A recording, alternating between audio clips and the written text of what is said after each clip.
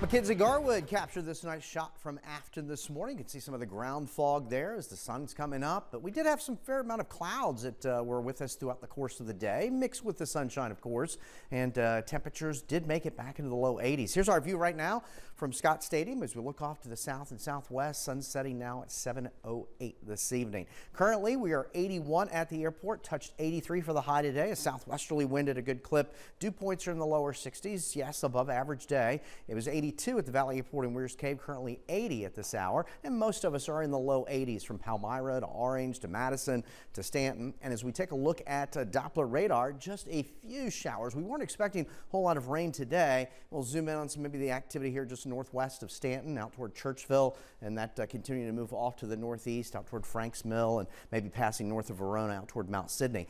So for the next hour or so, most of this will kind of fade away and we'll be left with partly cloudy skies here for the overnight. Temperatures will settle into the lower 60s under partly cloudy skies. Temperatures tomorrow similar to today. Most of us will top out in the lower 80s. Coverage will be a little better here for Wednesday. I think it picks up a bit more on Thursday. Right now, Thursday probably the better day for more organized rainfall, but a marginal risk does exist for isolated severe storms tomorrow. That's 1 on the scale of 1 to 5, mainly near and west of the Blue Ridge. On Thursday, that'll shift a little farther east. So temperatures are just still going to hang out above average here for Wednesday, upper 70s to around 80 here for Thursday and Friday, with Thursday probably being the better coverage of showers and storms as this slow-moving cold front makes its approach. And similar to yesterday, you're still looking in general, this is cumulative rainfall taking us through early Saturday morning, anywhere from half an inch to an inch and a half of rain. Of course, any storm can easily produce that amount of rain or more in a short period of time. So we have a slow moving front that's back toward the Detroit area, goes back toward the Midwest. There's little disturbances ahead of that,